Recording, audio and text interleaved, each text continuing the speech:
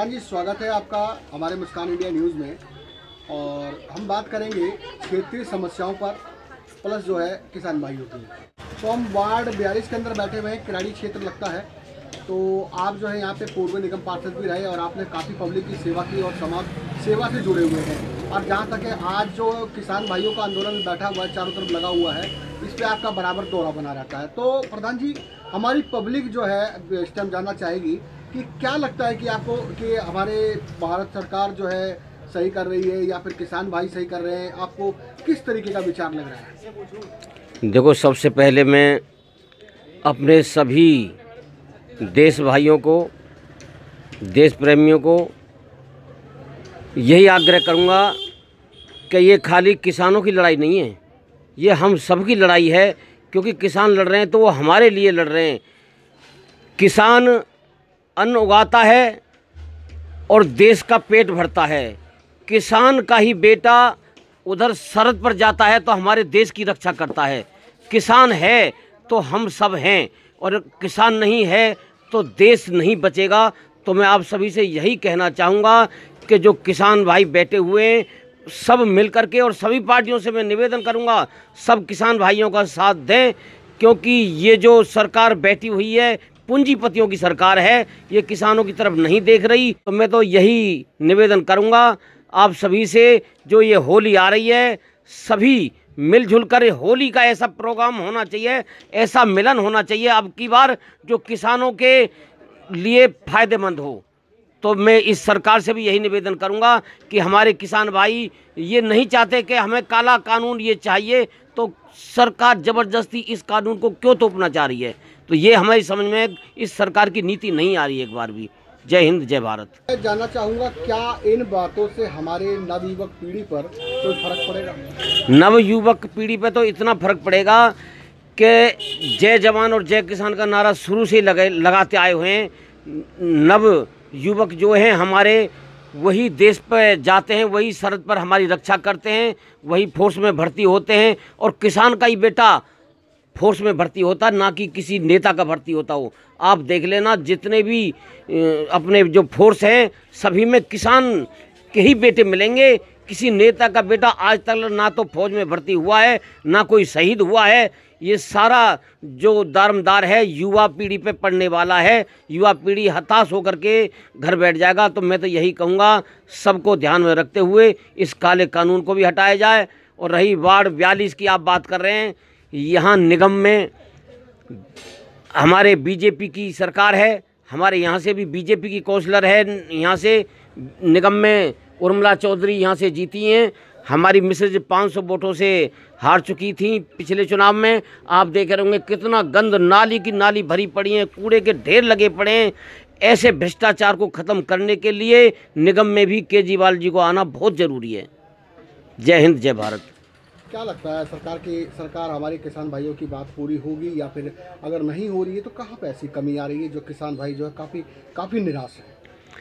किसान भाई निराश इसलिए है कि ये जो सरकार है ये तानाशाही पूंजीपतियों के चक्कर में किसानों को दबाना चाहती है। लेकिन सबसे बड़ा किसान का जो वोट है ना, वोट इनको उखाड़ के फेंकेगा। अब की बार ये देख लेना, मैं आपको ये सही कह रहा हूँ कि जैसे यूपी में चुनाव होंगे, कहीं भी चुनाव होंगे, इस बीजेपी सरकार का अंत होने जा रहा है। क्योंकि इन्होंने, किसान अन्नदाता होता है, हमारा भगवान होता है, इन्होंने भगवान को ठेस पहुंचाई है अब की बार।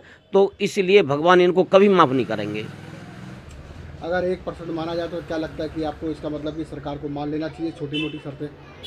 सरकार को छोटी मोटी शर्त नहीं, हम ये कह रहे हैं ये कानून किसानों के लिए बना रहे हैं। किसान जो करें हमें ये कानून नहीं चाहिए तो ये ज़बरदस्ती क्यों थोप रहे हैं? समस्या, सबसे बड़ी समस्या तो यही है। अरे ये ज़बरदस्ती क्यों थोप रहे हैं? कानून क्या है? अरे कानून तो ये है कि हम चाह रहे हैं हमें ये कानून चाहिए। अरे वो कानून आप दे रहे हो तो ठीक है, हम ये कह रहे हैं हमें ये कानून नहीं चाहिए, तो भाई क्या ज़रूरत है? जिनको किसानों को ये कानून नहीं चाहिए तो नहीं चाहिए, तो तुम ज़बरदस्ती क्यों थोपना चाहते हो? ठीक है प्रधान जी, मैं बातों को लंबा ना खींचते हुए किसान भाइयों की तरफ से हटूंगा, थोड़ा सा और समाज की तरफ बात करूंगा, अपनी क्षेत्रीय समस्याओं की बात करूंगा।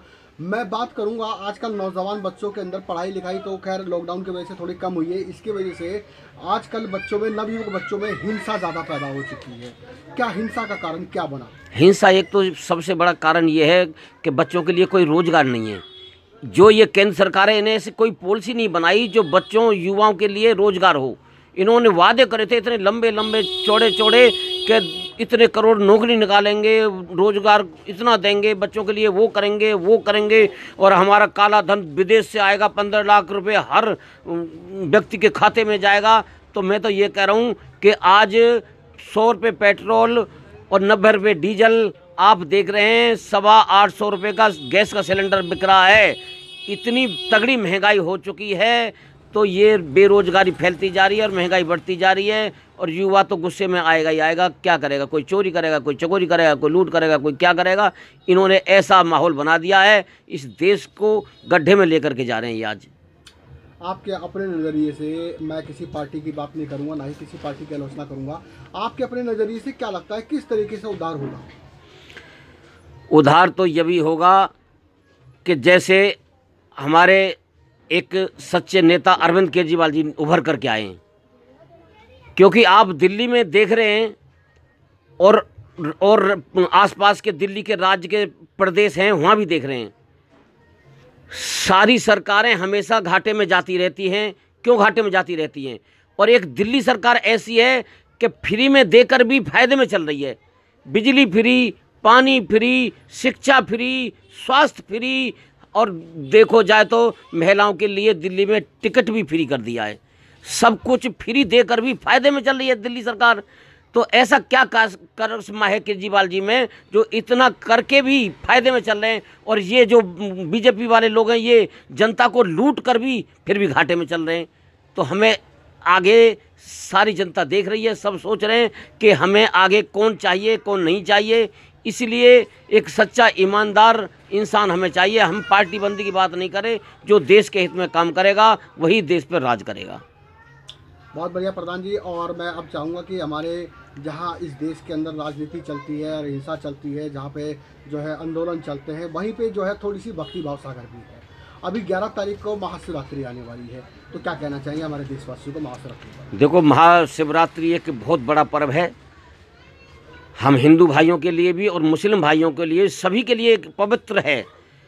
तो मैं सभी देशवासियों को महाशिवरात्रि की हार्दिक शुभकामना देता हूं और सभी से यही निवेदन करता हूं, शांति से अपने घर रह कर के महाशिवरात्रि का व्रत करें और देश के लिए यह कामना करें कि हमारे भविष्य में हमारे बच्चे कामयाब हों।